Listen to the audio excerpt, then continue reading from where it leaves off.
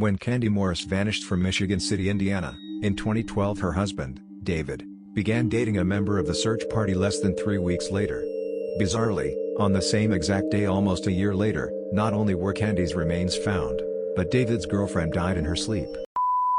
29-year-old Michigan City resident and mother of 3, Candi Brown Morris was reported missing by her husband, 45-year-old David Morris, in August 2012. David claimed he had last seen Candi on the 7th of August, however it was learned Candi was last alive on the 25th, when she dropped a friend named Tyron Harris off at his home around 1 a.m. Candi's wallet was found at Riley's Bar and Grill, and her car was found at Three Sheets Bar, both located in Michigan City, Indiana. A check of her cell phone records indicated she last sent a text near the corner of County Line Road and Chandler Road in Pines, Indiana. According to police, the text was sent to a friend and was nothing out of the ordinary.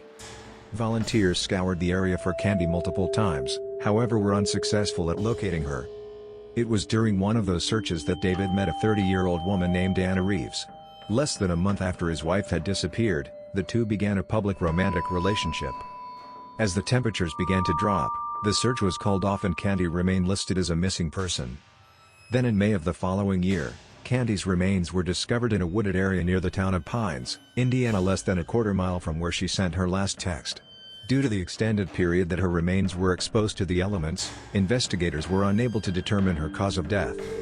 In a bizarre coincidence, the same day Candi's remains were discovered, David's girlfriend Anna died suddenly in her sleep.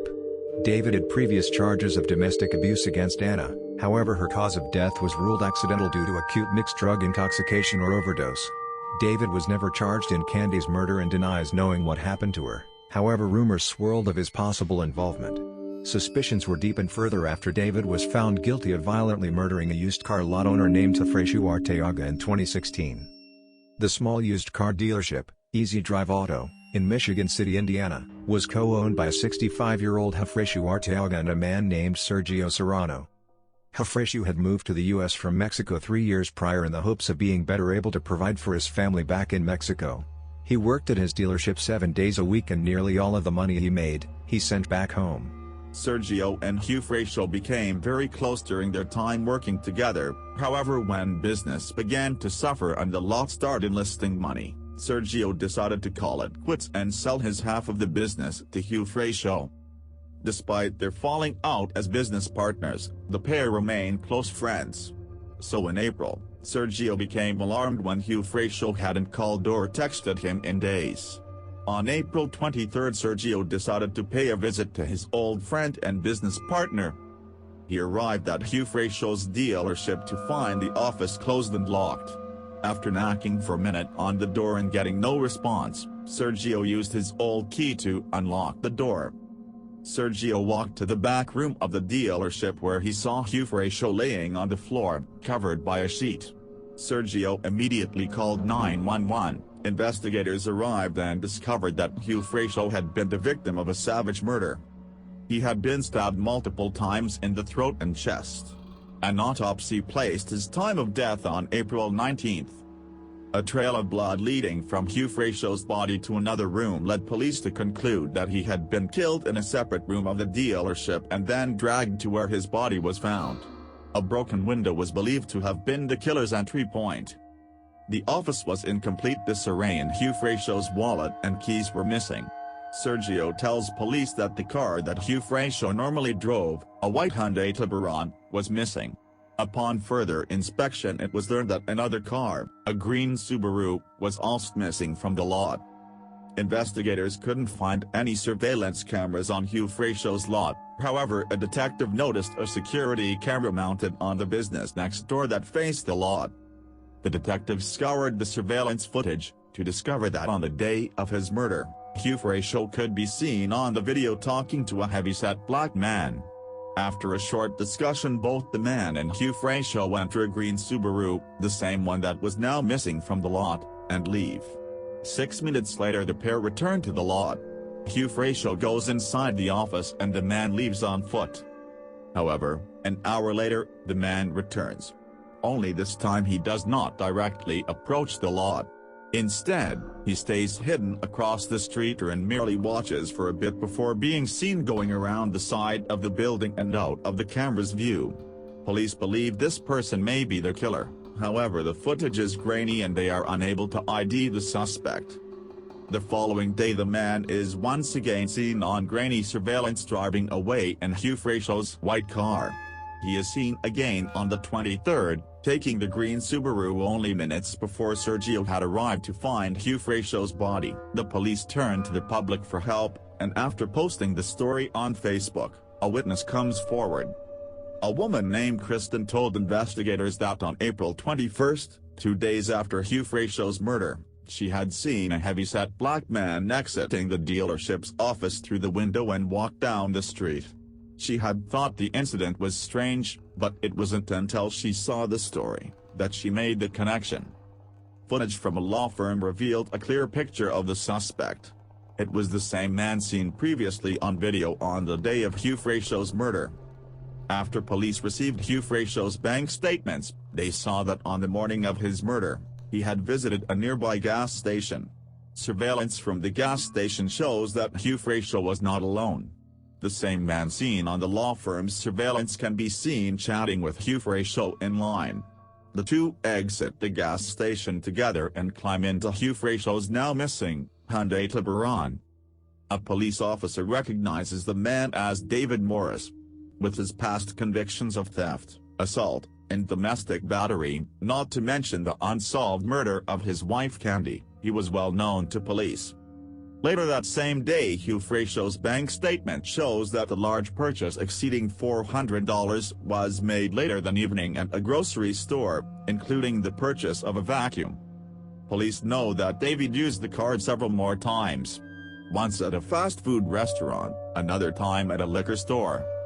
A bolo was issued for David as well as the two missing vehicles. Meanwhile, an officer types the newly purchased vacuum cleaner's serial number into their database to find that it was sold to a pawn shop in Portage, Indiana just 2 days after it was purchased.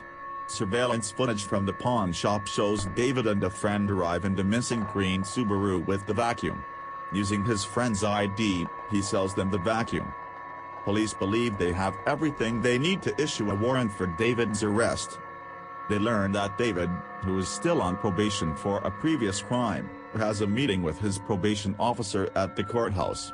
When David exits the courthouse, police arrest him. David is questioned by police and eventually admits he did steal the cars, but he claimed he last saw 𝐕𝐢𝐲 on the 19th when he bought him a pack of cigarettes at the gas station and he let him test drive a car. He said when he broke into the dealership, he did not see 𝐕𝐢𝐲 dead or alive. During the interview, police realized David is wearing the same clothes he had been seen wearing in all of the surveillance footage. They collected his clothing and sent it to the lab to be analyzed. Blood found on David's pants, jacket, and shoes was determined to be 𝐕𝐢𝐲's. The stolen vehicles were later found abandoned around Michigan City, and upon searching them, the murder weapon, a serrated kitchen knife, was found hidden under the hood of the green Subaru. David was convicted of the murder of 𝐕𝐢𝐲 in December 2016 and sentenced to 82 years. However, the murder of his wife Candi goes unsolved. There is an FB site dedicated to finding answers in Candi's case that goes back to when she was a missing person. That is quite the rabbit hole of rumors mixed with facts. 2 years today since the mysterious disappearance of Terrence Shamble Woods. On October 5, 27-year-old freelance filmmaker Terrence Shamble Woods was working to shoot a TV show in western Idaho. As the crew was wrapping up for the day, he jumped off of a cliff and sprinted into the wilderness, never to be seen again. The disappearance. On October 5, however, some bizarre things happened. First, at nearly 1 a.m., he sent a photo of a river running through a canyon with no description or words with the text. It was almost 3 a.m. in Maryland. Though he could have just been sending his dad some cool images from the day, after the fact, it seemed a little creepy. But weirder yet, at around 6 a.m., he told his dad he'd be returning home on October 10th, instead of mid-November. He had never cut a shoot short before. After a full day of shooting on October 5th, the production manager, Simon, relayed to Terrence's father what happened next. He told him that Terrence told the miner that he had to go relieve himself, and when he looked over, He saw Terence's radio on the side of a cliff. He thought perhaps he had fallen, so he went to look. But instead, he saw him sprinting away.